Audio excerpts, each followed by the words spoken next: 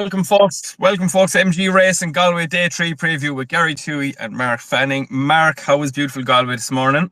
Yeah, it's a bit overcast. We had a little bit of drizzly rain, but overall it's still holding off. I'd say that when the floodgates open, though, it's gonna come with a bang. Surprisingly though, I was calling home. You'd swear it was a million miles away. I was in Australia or something, but the good old mother was telling me, "Geez, you must be washed out of it up there yesterday." And I goes, "No, no, we're fairly okay. I can hear the seagulls in the background there. You might be able to hear them. They're trying to attack me." But look, I watched the video this morning. I didn't think Hewick was going to run, but the boys have to walk in the course, and the ground is still relatively good for the jump racing. So yeah, no, but I'd say the rain is coming any time now. So All systems go so for the Galway plate. We'll just quickly recap on yesterday, which was an overall poor day. But Andy Slattery and the Cliff. I'm absolutely delighted. Bells on her toes. Was basically our only winner yesterday. Came in for Andy Slattery. So delighted for Andy Slattery and delighted for my Cliff. So anybody that follows me over it, hopefully you picked up a few pound yesterday, bells on her toes. And starting Monday, in fairness, Mark, starting Monday ran well to place as well for Billy Lee and Gillian Scott.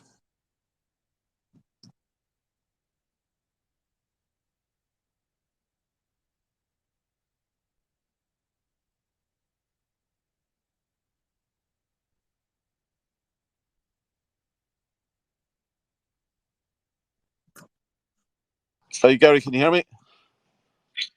Yeah, Mark, you were on mute there, Mark. So that's very handy, good man. No, I was having a chat with the traffic warden there. So I didn't want our listeners to hear my angry side. Right, for anyone listening, please pay for your parking tickets and don't do a marking it and try get away with. Right, Mark, we'll go on to Galway, the MG Racing Galway Day 3 preview. We'll start with the 5:10. It's the download thought apprentice handicap. Over 1 mile and 123 yards. There's only 7 declared for this. I don't have an overly strong opinion on it. I'll get you kicking things off there, Mark. Yeah, no, it's just a handicap. It's not an apprentice handicap, Gary. But It's it's download the download app. the app Yeah, handicap. yeah. That actually Apologies. caught me out Download the yesterday sports too when app. when I see the claimer on board the top lad. But no, yeah, I like this genuine article. I was in Killarney when he won, but I watched back his debut performance above at Killarney, and I thought there was a lot to come, and they gave him time, and they brought him out this year. Of course, Judd Mount, um, son of Moore Hare. Connor Stone Walsh, I think he is the value £7 claimer at the minute, and we always see Galway can be a stepping stone, especially Dermot Weldy likes to give very good claimers, especially £7 claimers, a chance in Galway, and it sometimes kickstarts their career, especially if you get a winner as a £7 claimer or an apprentice, should I say, around Galway. It can kickstart your career. Connor Stone Walsh, very good rider. He was 3-1 last night. He's into 2-1. So for me, genuine article to get the Dermot Well back bandwagon off to a flyer in the first.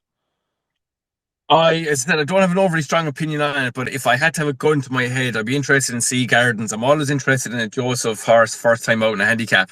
Dylan Brown McGonigal rides for Joseph, the future of Irish flat racing, as Ruby called him the other day. So, look, a tentative selection for me would be Sea Gardens. Now has drifted out from 9-2 to 6-1 this morning, but I will go for Sea Gardens there each way, and you are going for Genuine Article. Moving on to the 5:40, it's the 1 mile, 4 furlongs, 43 yards, 21 declared. It's a Tote.ie, never beaten by SP, maiden of 17 grand for 3-year-olds plus. Now, this is it's a fierce intrigue. I love all these kind of middle distance staying maidens on the flat because you've a bunch of national hunt horses in here. Now up and under is obviously your 8 to 11 favourite for Joseph. Now up and under is a Luke de Vega horse, came second in the Curra back in July on July 23rd. Look, the horse is rated 106. This horse should be winning this race. Was 10 just under 11 lengths behind August Rodon in the Curra last time out. But for me here, there's two that really interest me. Obviously, Winter Fog is a fairly obvious one, second favourite. But this song for you for Emmett. Emmett loves a Galway winner, and his owners love Galway winners. And this song for you won in Galway at this time last year. Won a bumper. So this song for you is a Temple City, and it came 10th in Roscommon in a hurdles race back in July. But look, I won't be backing an 8-11 favourite in a mile four maiden. I'm going to go for this song for you for each way value around 10-1. I think most firms are paying around four places. Mark, what's your opinion on this? Yeah, I was looking at it last night, Gary. The favour up and under, of course. It's hard to believe he's a maiden. He was second in the Ballysacks, only beating a half a length behind Silver Birch. He was third in the English Derby, wasn't he? Or he was third or fourth, Yeah. John Murphy's horse. And then he was second in the Group 3 trial, Derby trial around there. Finished fifth in the Irish Derby, as you said, behind Augusta Rodan. But this is the type of race where you've, as you said, 18 runners, mile and a half, amateur riders. I like one there at a bit of a price.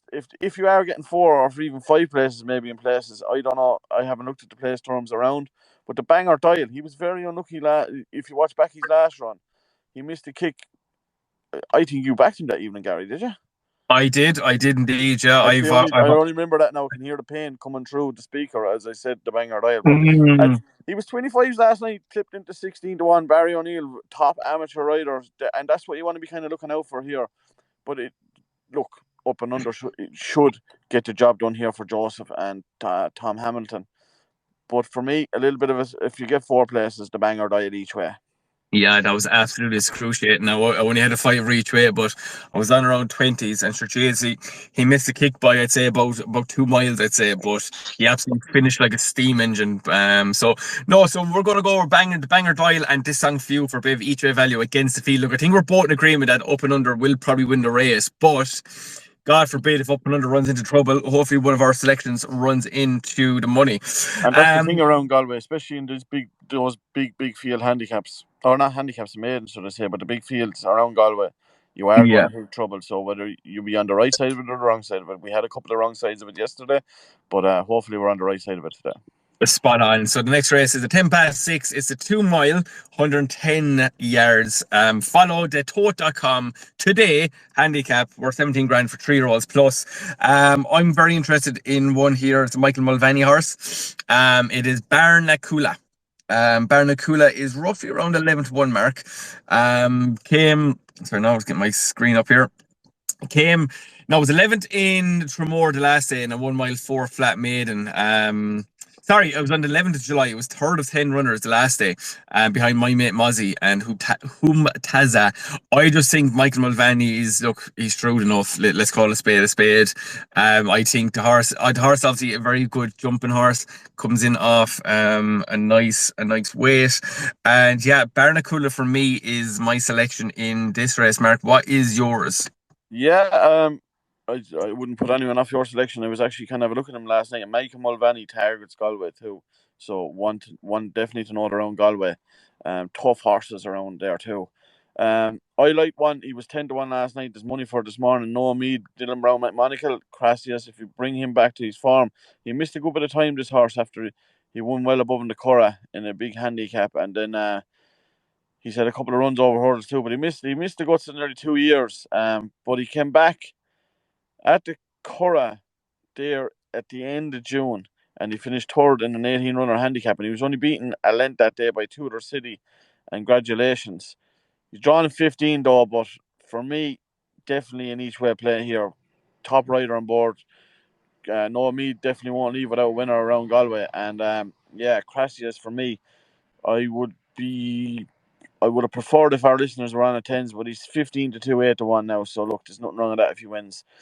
There is Crassus. Crassus. I don't know where you're getting the I from. It's Crassus, but look, that's you and your pronunciations. Anyway, we'll have to work on that. I'm in the car arguing with traffic wardens. It's my number. It's number 15. Okay, number 15. You just go with your numbers. Yeah, Yeah. 12-1 into sevens this morning. Now, look, come here. Obviously, at the top of the market, Emil Man, for Willie and Rachel. What? Smashed. Yeah, absolutely smashed this morning. Now, Jiz, this lad was off the track for what, 2 years? Came back the last. Yeah, yeah. No, I'm sorry, cutting in. You keep going.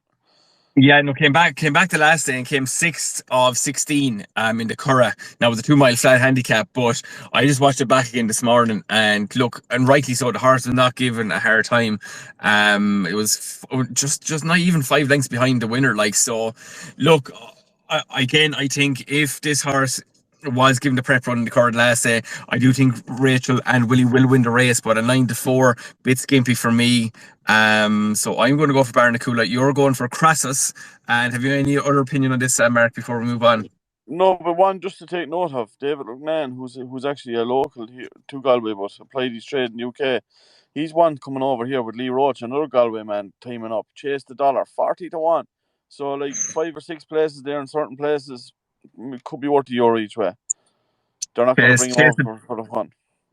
Chase the dollar, obviously, over Frankel, David Loughnane, and Lee Roche riding. So that's just one there that Mark will absolutely boast about if it runs into a place there around 40-50-1 in most places. Right, Mark, moving on to the big Well, one. we're all It chasing the dollar, is aren't we? We're all chasing the coin, is right. It's the Tote Galway Plate Handicap Steeplechase Grade 3 of 270 Gs. Obviously, this is for 4-year-olds plus, and it's basically a 3 miler around Galway. Now, this is probably the race of the week. It's an absolute class race. There's so many bloody angles to this race, and I've changed my mind so many times. Now, I have decided on two in this race. So first one is Enniskerry. I think it fairly explains itself. The horse is probably the least exposed horse in the race. It is trained by one of the shrewdest and I think one of the best trainers at the moment, Barry Connell. Barry knows how to get a horse right. He has a small operation for the amount of winners he has to throw it out. And obviously that man, Michael O'Sullivan, is riding. Look, as obviously he's ran 3 times, I think, over fences, has won twice. Yeah, look, it's not. I don't need to go into too much about this. The horse is just the least exposed horse in the race, and that's fairly straightforward. The other one of interest to me now is probably an obvious one as well, but it's Easy Game. Now, Easy Game mainly because of Hewick, right? So obviously Hewick goes in a top weight, so that means obviously Easy Game is only carrying 11-4 today. Easy Game is probably the most consistent chaser around. Now, albeit obviously winning all these I suppose grade 3 and grade 2 chases. But I think with Patrick on board, 11-4 around Galway, Easy Game knows how to jump a fence. I think Easy Game around the 16 mark and Enniskerry around the 10 mark are my two plays in the plate, Mark. Yeah, this goes to show you that we go off our own opinions and we don't even confer, because I've 2 in the race myself. One of them, the very first one I picked, was Enniskerry. So I think you've said enough on him there. I went back through him and the whole lot, and you've covered a lot of the points. Not going to get much into there, but the other one I like at a price, because I had three, I had to narrow down to probably 4 or 5, and look, any 10 could win this. Every one of them could win this race. That's why they're in it. But what a race is going to be too, as you said. Visionary, I just think at a price of 20-1 for Peter Fahey. The Faheys are so shrewd. Dennis O'Regan, of course, associated with the great Ansar back in the day, winning this race for the Dermot Weld. And Visionary at 20-1 for me. If you look back in his form, he actually won. He won a beginner's chase here, and he's been running Grade 1 company. He was placed in Grade 1 company, and that. I just think he first time in a handicap, he could be definitely one here. But the Faheys are so shrewd. So at 20-1, you could do a lot worse with €1 each way at 20-1. Visionary for Mark. So and yeah, look, Joe, it's just like I think it's very important that Hewick was declared for race, because obviously like Hill Crush is coming in off 11-5 instead of being, I suppose, at 11-12. So that's £7. Like for anyone who was listening to this and probably too up to date with how the weights work in racing, like that £7 is massive, especially in a 3 mile handicap chase around Galway. Easy Game 11-4. So like hopefully Hewick, now a good point made by Fran Berry yesterday on Racing TV. Like Hewick would probably have to run to 173 roughly to win Jesus, this race. To I win this can't. race, Mark. I can't. You do usually have to run to about £5 or £6 more than your rating in these races, and I thought it was a very good point that Fran did make yesterday. Yeah, Fran, very good, intelligent. Used to ride intelligently, and is bringing that out in the punditry side. But yeah, I can't see this lad. Jesus, it'd be some performance if he could even finish in the top 4. Like, weight stops horses. It's just the old saying. And like, he's a great heart, this horse. But how long can he keep going to the well? I think maybe just keep going to your greater races now, where you're not going to kill him with weight. But look, I suppose he's back to try and have another rattle at a big one here, to try and defend the crown, I suppose. Yeah, and we'll move on there. But Andy Mack was very funny on RT there yesterday. He was saying when he was out in France there a few months ago, he actually rode him in a bit of work, and he was like, "Jesus, like this lad, like he shows absolutely nothing. He's not really that good looking. He's small, he's lazy, he's stocky." But he says whatever it is about when he gets onto the field, gets onto the track, he just is all heart. So Just wants to run, really, like. that's it, exactly. And look, Yeah. you don't like you have all these horses with all these big pedigrees and they all good lookers and everything. But sometimes like you just need like Hewitt obviously was 800 quid. He's not the best looker, he's not big, he's not overly strong, but when he gets onto track, he's just a completely different animal. But look, best of luck. I'd love to see Hewitt Quinn because I have great time for Shark and what they've done there. And it's been a great story. So look, fingers crossed Hewitt will at least run into the money again for all connections. We move on now to the 7:15 race. It's a 2 mile handicap hurdle for 4-year-olds plus. There is 20 declared here. Now, this is the best 10, get 30 free, a tote.ie, Irish EBF, Mayor's Handicap Hurdle. And I'll take a breath there. Now, this, again, I love these Mayor Handicap Hurdles. Obviously, a small bit of interest for us here today. Binks for the BTF Racing crew is running this race. I think Binks, she has it all to do, even off a low weight. Brian Hayes, look, she might run into a few pounds, but I think the winner here, and it's not very original, is Aora Princess, Mother of God. If Emmett was trying to lay a horse out more, he couldn't have done it. Aora Princess runs off 103 here. Done a miler riding. Is rated 82 in the flat. Got a nice pipe opener in Tremor there, 2 weeks ago now, this stage, 2 mile flat handicap with 6 to 10 runners, was not given a brutally hard time. So I think Aora Princess here for Emmett and Donna Myler. Yeah, no, it's a tough race. I like Ballybon Benter. I tipped him up there, and he won at a big price a couple of runs ago. He was still unexposed for Liz Doyle. The lady in red, I'm going to take a chance with each way. I think you're right with Emmett horses. Then Emmett's horse looks well in, but yeah, I'm just going to go for a bit of value with the lady in red for Barry O'Connell and Michael O'Sullivan again at 12 to 1. I'm just going to You keep it you short and sweet. you wouldn't be too. I tell you, I wouldn't put anyone off having a 5 reach way double on Enniskerry and the lady in red again. Barry Connell, like Mark, he'll have this horse absolutely laid out for this race. Like Barry Connell, he doesn't. I suppose he doesn't have runners every week like lot of trainers. But when he targets a handicap, Mother of God, he knows how to get a horse right. So the lady in red for you, Mark, and Aora Princess for me. And look again, if you look at there this morning, Cotty for Henry de Bromhead, like a dirty drift there this morning, 15 to 2 to 12 to 1. Lady Rita for Louise Lyons and Rachel Blackmore, 10 to 1 out of 14s. But look, it's actually, I love these mare handicap races. It's very interesting. Most places are going 5, you might get 6 somewhere in some places. So Aurora Princess for me, and the lady, no, the lady in red for Mark, yeah? Yep. Lovely stuff. Moving on then to second last race. It's a 2 mile 5 maiden hurdle. Again, this is, look, it's an absolute lottery, this race. Well, it's not really. Maybe, look, Willie obviously has a short price favourite again, but as we seen yesterday, Absurd, which I think let everyone down yesterday for their cumes. High class hero here for Willie and Paul is even money favourite. Henry has a second favourite with Tagman with Rachel, and then Arabian Diamond for Gordon and Jack. Mark, have you an overly strong opinion on this? I was going for one each way. It doesn't run now. All the others, Luke McMahon, but it doesn't run now. I think Henry's horse will take the beating here, Tagman, but my each way playing the race doesn't run. But Tagman for me, if I was to put back one, I would go for Tagman. And they say lightning doesn't strike 3 times. Well, no one says that, only me. But Tagman for me would be my selection as well. You know, I love my speed ratings. Tagman's last time out run was very impressive time wise. So Tagman would be my selection there as well. So we're actually both in agreement there, which is, I don't know if that's a good thing or not.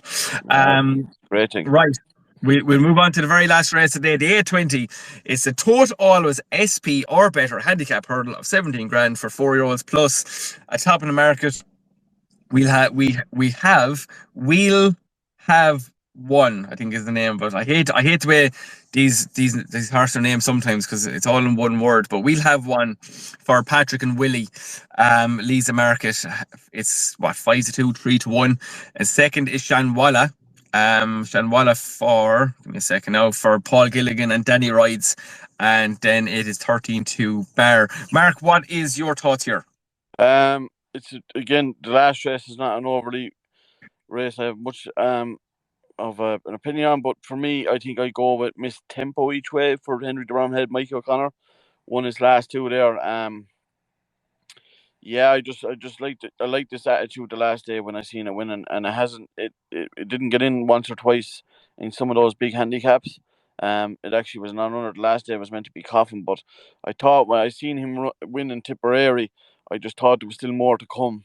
Um, or sorry, she should I say, but I just thought she could go out there. She's the type of one that could make the running and be prominent, and I think she could be the one that might have to run home. Mikey O'Connor is still taking the tree off its back. Perfect. Well, I'm going for one at the same weight as you, Shanwalla, for Paul Gilligan. Horses rated 119. Obviously, Danny claimed 7, so the horse will be running off 11-2. Now, this horse won when it was rated 123, so it's £4 lower than its last win in Mark.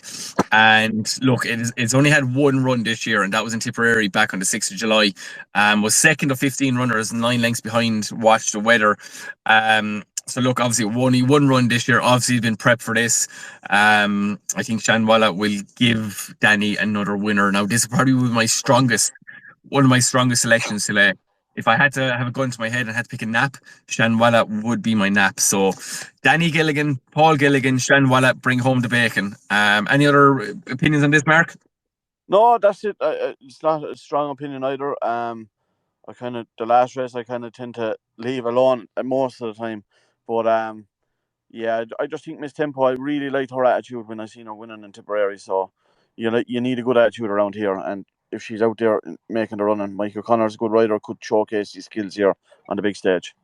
Now, just one thing of very, very much interest because I got a lovely touch off Art Hill when I won in Ascot back in December 21. Now, it's a long time since, obviously, but Art Hill is second reserve, right? Now, Art Hill came second in Downpatrick back on the 17th of June.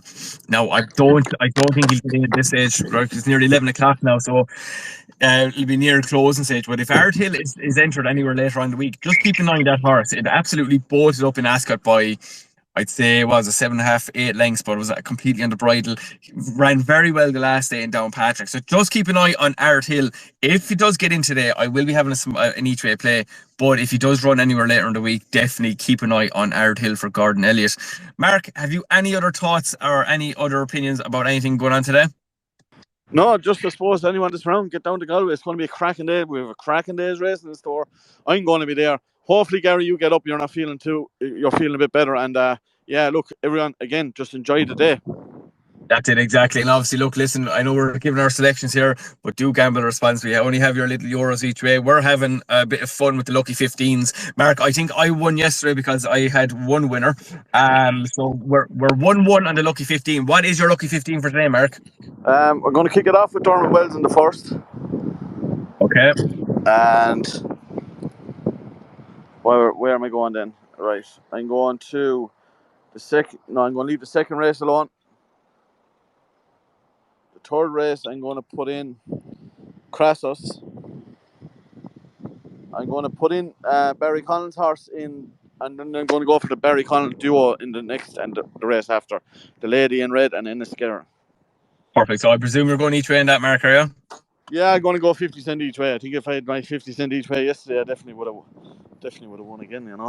Well, you didn't. So tough luck. So that is your lucky 15. My lucky 15. So today again, it'll be 50 cent each way for me today. I had your win yesterday. I am going for Shanwalla in the 820, 13-2 is my nap of the day. Aora Princess in the 715, Enniskerry in the Galway Plate, and then Barnaculia in the 610. So 11-1, 9-1, 9-2, and 13-2. So hopefully I can have bragging rights going into day 4. Mark, listen, thank you very much for your time.